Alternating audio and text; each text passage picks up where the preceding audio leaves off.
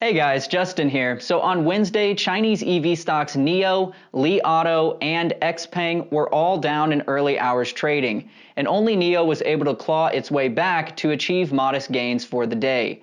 So in this video, we will first look at why Chinese EV stocks sold off yesterday, and then I will give you my price predictions for each of these three EV stocks.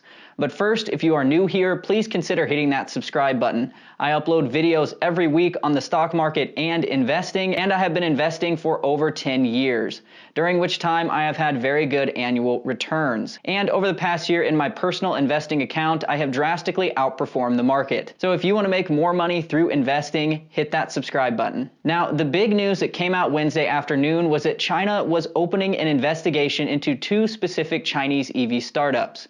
One is an EV company called Evergrande, and the other is an EV company called Baoneng. And while the investigation is currently focused on just these two EV companies, there are larger concerns that the Chinese government could expand their investigation to include other EV startups in the future, which is the big reason why NIO, Xpeng, and Li Auto were all down. But what is interesting about this is that only NIO was able to come back to end the day in the green. So what this tells me is that NIO is still the top pick for investors looking to take advantage of the Chinese EV market, and that investors are using every opportunity to buy more shares of NIO stock whenever there is a pullback. Also, shares of Xpeng and Li Auto have gone up tremendously over the last week and have outpaced NIO's gains. So investors are most likely letting Xpeng stock and Li stock cool off just a little bit, and they are most likely waiting for a better entry point before buying more shares. So in my opinion, I do think both Xpeng and Li Auto do have a good chance of rebounding soon as investors jump back in. So don't expect a big sell-off to occur based on this news. However, even though this specific government investigation does not concern any of the US listed Chinese EV companies, I do think that it shows the underlying risk of investing in these Chinese EV stocks. China's economy is what is referred to as a socialist market economy, which is essentially a hybrid between a socialist and capitalist economy. And even though China's economy has gotten more free over the past 2 decades, the Chinese government still exerts quite a bit of power over its citizens and their businesses. In fact, it wasn't until 2004 that the Chinese government even allowed Chinese citizens to own their own private property. So make no mistake, even though the Chinese economy seems very similar to the US economy, the Chinese government still retains full control over these companies and can seize any business assets at any time they like. Also, the end goal of a socialist market economy is to at some point transition to what's known as a planned economy, which is essentially an economic system where the government makes most or all of the important decisions about the production and distribution of goods and services. And what's troubling about all of this is that under the current Chinese president, the Chinese Communist Party has taken unprecedented steps to increase their control over state-owned and private companies. Since 2012, when President Xi took control, 288 private companies have revised their corporate charters to allow the Communist Party more influence over their business decisions. In addition to all of this, President Xi also got rid of presidential term limits, meaning that he can now rule indefinitely. So it is very likely that China will continue down its current path of becoming an increasingly less free market. Now, hopefully that does not happen, since the free market policies in China have shown to be very productive, but it is a reality that investors have to be aware of, especially if you are buying Chinese stocks. So with all that being said, let's move on to how this affects EV stocks specifically. In recent years, the Chinese government has been throwing out billions of dollars worth of direct investment and incentives into the EV market. And while those investments have spurred a lot of growth in the Chinese EV market, it might be getting to a point where the Chinese government feels like there are simply too many companies. And with an estimated 400 EV companies in China right now, the Chinese government is worried that their investments are getting too spread out, which does make sense. So moving forward, instead of giving money to every EV startup that pops up, it is highly likely that the Chinese government will start picking winners and losers. The winners will get most or all of the government's money, and the losers will get none.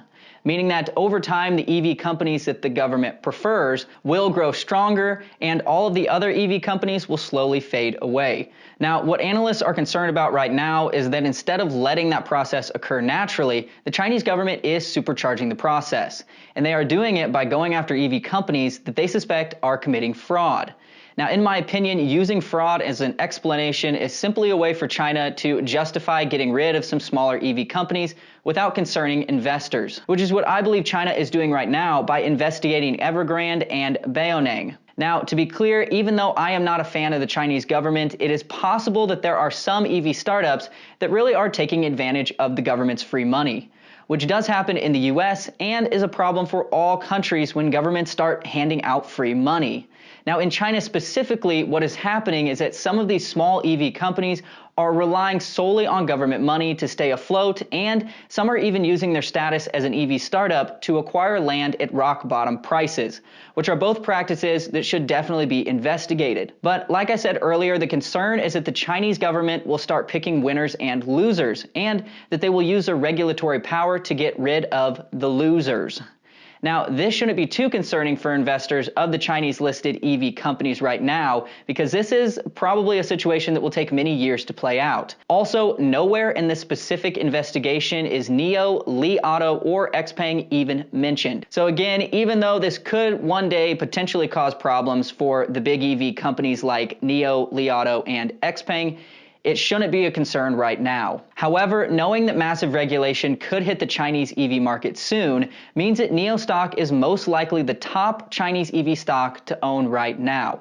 And even though Li Auto and Xpeng are growing a lot right now, that could change if the Chinese government does enact strict regulations across the board. Now, the biggest reason I like NIO stock the best in this new regulatory environment is because NIO is already working closely with the government to make their cars for them. NIO at one point tried to build out their own factory, but instead decided to use the state-owned company JAC to manufacture their cars for them, which has led many US investors to simply shrug off NIO as nothing more than a brand with no real value. But most investors don't understand how the Chinese government works. And in my opinion, NIO working with a state-owned company lowers the risk of investing in NIO stock rather than increasing it.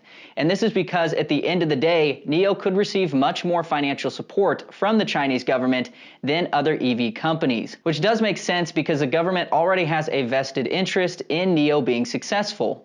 And by the way, this is already happening. Earlier this year, NIO received a bailout of $1 billion from the local government where their vehicles are being produced. And it is doubtful that NIO would have received the support if they were manufacturing their cars themselves. Also, without this support, they would have most likely gone bankrupt. So it's easy to see how NIO's ties to the government makes them a business that, in a lot of regards, is too big to fail. Now, that being said, at this moment, Xpeng and Li Auto have not run into any regulatory troubles with the Chinese government. And by all accounts, both Xpeng and Li Auto are growing sales at a very rapid pace.